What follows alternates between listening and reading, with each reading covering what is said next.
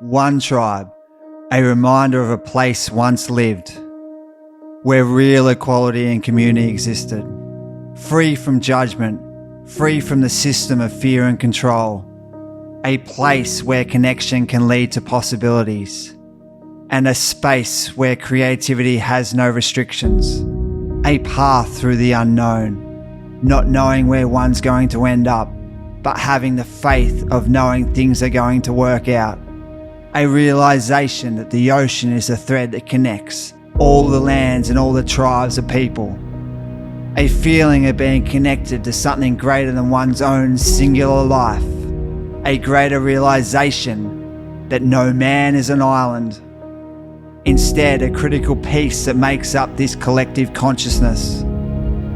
A part of time where the past, present and future coexist.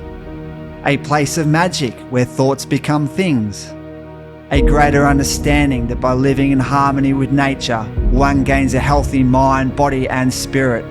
A universal space where energy, frequency and vibration merge into one.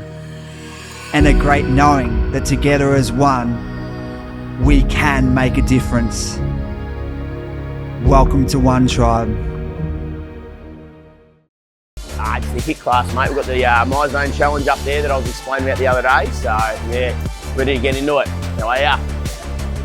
Ready to go. Ready to go. I know everyone's a bit sore with the My Zone challenge, so we'll try and keep in the blue zone. Nah, I'm only joking. No, only joking. Rightio, remember your number. 1, 2, 3, 4, 5, 6, 7, 8, 9, 10, 11, 12, 13, 14. Partners, partners. Bang. Rightio, grab your partner now.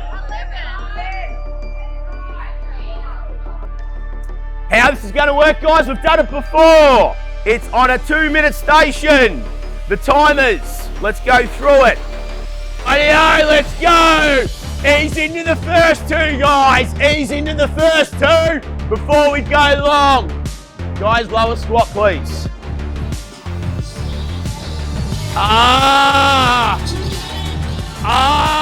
Ready to rock and roll. Ready to rock and roll. Easing into those first 2, guys. Come on, we've got to get warm. We've got to get warm. Good job. There we go. There we go. Starting to get warm now. Good, good, good. Rocking it out to yellow. Ready to rock it out. Ready to rock it out. Whoop, whoop. Good, everyone! Oh, because I work at Kilkinder General Store sometimes, and I used to work with Carol and Mindy and everybody, so we all just come down together, and now Jake puts us with people we don't know in a group, so we become friends with people we don't know. And then you come back the week after and you've got new friends and you've got people that you didn't know before all together. And then you can see them in the gym as well, and you communicate with them in the gym. So it's just really good. It really does bring everybody together. And the trainers are awesome as well. They're not just trainers, they're like your friends. One, because I'm struggling, as you probably would have seen, I struggle through it. So just having that connection of everyone struggling together, obviously connects you with everyone here. And as you would have seen, there's 20, 30 people here.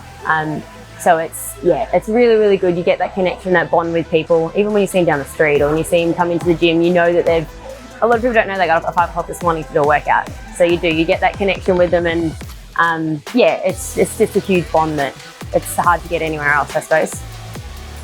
The alarm went off and I was like, what day is it today? And then I thought, it's Jake's class, he's a great trainer, he pushes us, and I thought, why not? What is possible? I don't think we know what is possible. You know, the old motivational saying is no one could run the 4-minute mile, and then 4 weeks later, I think people in high school were running it because, you know, that barrier had been broken, and then, you know, everyone believed they could do it, and once they believed they could do it, they did it. So I think we're always finding you know, from all different sports, and everything in life is, you know, I don't think we know enough about this thing, to be honest with you, the body, the mind, and we're always learning. And then as long as you're always learning, you're evolving. The old saying is, you know, what is it? You're not growing, you're dying, and it's so true.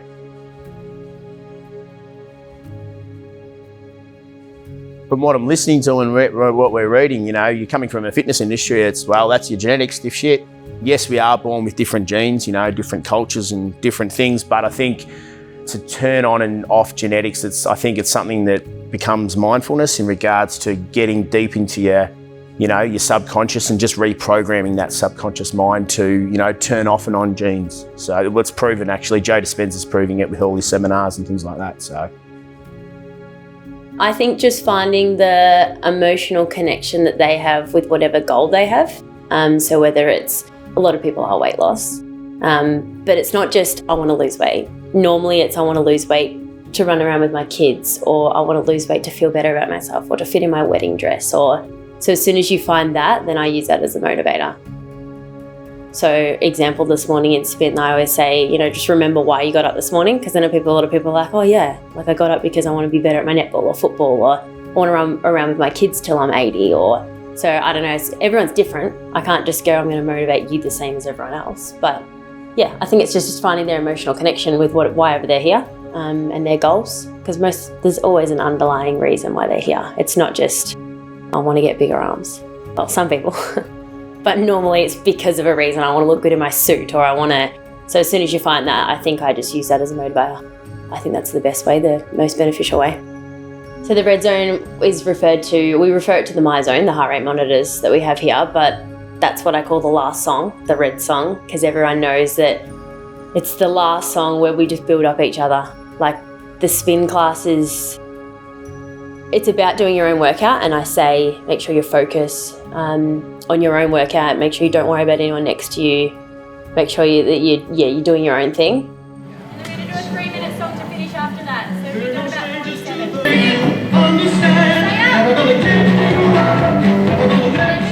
But then the last bit's just where they all get together. It's funny because they're all individual through the whole 40 minutes, and then that last 3.5, we've done that song a few times. They see that's, CB or Paige is on 89 or 88%. And they're like, come on, to each other. So it's just, getting past that comfort zone, and they all know that last song's their last chance to burn as much energy as they've got left. So no pain, no gain, whatever doesn't kill you make you stronger. I think it's to an extent, but I think it's just pushing past those boundaries and comfort zones. And normally when people push past that mentally and physically, you see it a lot in here, physically obviously, but as soon as they do it physically, they can do it better mentally, and I think it changes their life. And they start, people come in here and they're like, after 6 months or something, I see them walking and they're walking and all happy, and they're not walking in hiding with their hood on, and then they're like, oh, at work this happened and that happened. And so for sure, creates possibilities definitely. Within the here, I'm just relating everything to here, but yeah, I think definitely it creates possibilities.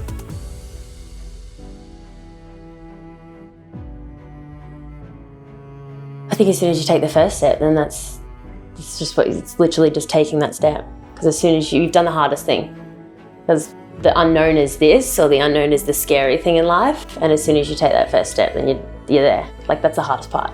The rest is, I reckon, is easy. That's why I say to people when they walk in that door, I'm like, you've literally, and so many people have said, do you know how many times I've driven to that car park and sat in there and then driven off? Some people have done it 6, 7, 8 times before they've walked through that door. So, and people tell you that, and I'm like, oh, if I knew that, I could literally stand in that car park and be like, it's okay. I used to train here before I worked here, but I was one of those people that didn't want to walk through the door. I used to do spin with Deb Reilly because it was the closest room to that, to the door. I used to literally just walk in, go left, they'd say hi to me at the desk, and I'm like, hi. Go left, I'd go do spin. I hated spin, but I'm it's the closest room to the door. I didn't want to walk through that. So that's why I obviously want to start working here, because I'm I don't want anyone else to feel what I did. So yeah, obviously once I started coming here and then started realizing that it's not that scary once you actually walk through. 1, because the guys are staring at themselves, and 2, because the chicks are just so worried about what everyone else thinks that no one actually gives a crap whether you walk through or not. And once people realise that, I suppose it makes it easier. But obviously once I started there and started training more, and then got qualified, then Jake, the boss, asked me to take some boxing classes, started all that, and then it's blossomed from there. So I had this huge misconception. In my head, I thought, I want to get paid to keep people fit. Like, that's just what I thought all through school, which, if anyone's thinking about it, that's couldn't be further from the truth, because you're probably more unfit now than because you're training everyone else. You don't train with everyone, which is what I thought. Yeah, but obviously you can just see what fitness does for everyone. For myself, I was mentally stronger, physically stronger, my netball was better, relationships with family, friends, partners, whatever, that was all better. So I suppose it was just, realising what it does for you, and then realising you can help someone else with it. Because as soon as you start seeing the benefits that it does for other people, then it's all worth it. People think that this is possible, and then they go past it, so then that's possible. So it's, I don't know, I suppose you're forever doing that. Because in my head I'm like, oh, I think I can only do 10 push-ups. So that's my possible in my head, but then I've just done 15, so I've just broken that. So I think in this industry, people are pushing past it all the time, because everyone doubts themselves. Everyone has everyone, not only in this area, I mean in the whole world, everyone just thinks that they're down here when they're up here. And I say it to people when I'm PTing them. I'm like, you can do 15. And they're like, no, I can only do 10. And then they do 15. I'm like, you've just done 15. So, yeah, I think it's people's mindset. As soon as you get that right, then you can definitely push past what's possible. But originally what they think is possible is down here, when really they know up here, I think your body, your mind's obviously a lot stronger. So as soon as you get that mind frame right, then your body will follow.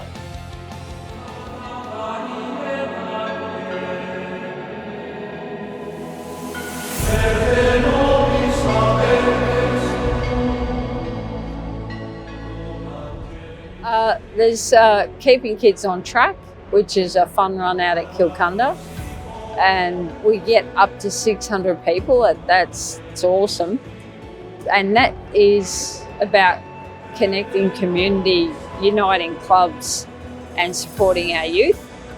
So the event, what we do is have volunteers from each club around the Bass Coast, and a donation's given back to them, so that we keep those volunteers. And it's about getting people off the couch and moving. There's runs and walks. It's a really important event to me, just to see how everyone comes together and has a good time, has a bit of fun. Most importantly, organised by my mum, Deb Reilly, and she just loves it, so it's good to see her smile. I think it's hugely understated how important these types of events are. They're few and far between now these days, and getting everyone out into fitness is so important. Well, it's an awesome run, this one. This is the 3rd year that I've done it. So I knew that I was coming from the very beginning, because I love to do it. It's for a really good cause, keeping kids on track.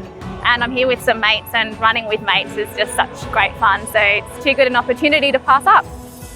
So there's money raised from the event today that goes to some really important local charities.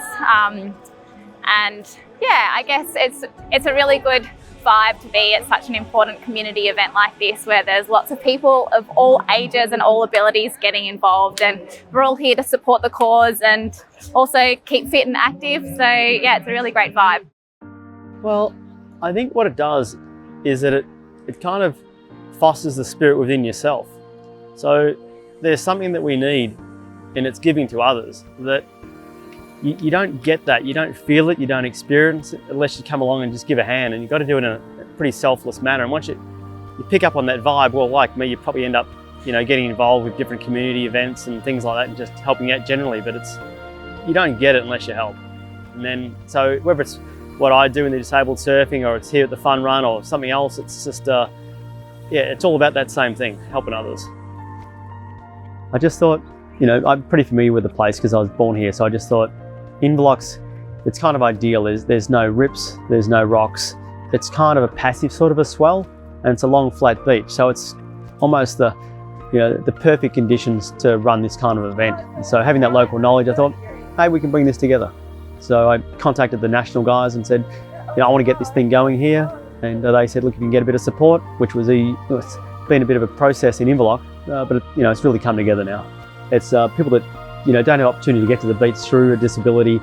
I guess it's everyone else jumping in and making sure they get the same experience as the rest of us, and that's getting out in the waves, enjoying a surf, with a little bit of help. So just make their experience a safe one, and give everybody the chance to help, I guess. I reckon it's about 150, and probably have 70 to 80 surfers. So it's almost, really good turnout from everybody. Will you do it again next year, Mark? Yes. Yeah? What about you, Leo? Yeah, I'll probably do it next year. Do you think you'll do 2 waves next year? Yeah, I'll try to do 2 next year.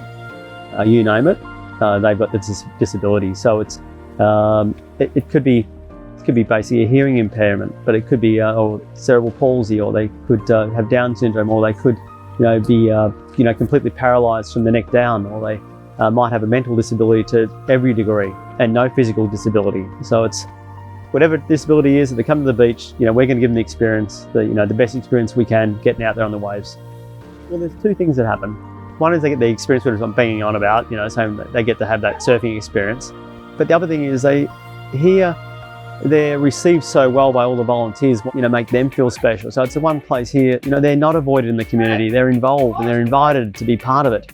And, that's the difference, is that, they don't often get that. But here, not only the surfers, but their parents that come down that feel like it's, everything they have to do is all about, them having to provide it. But here, the community is giving them the support and giving them all the help they want. And they just know that there's kind other souls out in the world that want to give as well. So it's kind of there's a lot of layers to this, and they all come together. So yeah, I guess it does make a huge difference to people's lives. I'm down here for the Disabled Surfing Association, hang out with them, hang out with all the crew, taking them surfing and just, being around and helping them all out and enjoying the day, sharing a bit of love. I'm a Christian, and I believe in sharing my life experiences and my love for Christ and love for my fellow man. For me, that's my motivation, and to see the smiles and the joy that it brings. It's great. Like a lot of these guys, they need full-time carers, they need full-time assistants, and for them to come to the beach, it just doesn't happen. So to be able to be down here to see and help and give them a bit of joy, getting people around them and encouraging them and just sharing the excitement. It's an awesome thing. It's great to see.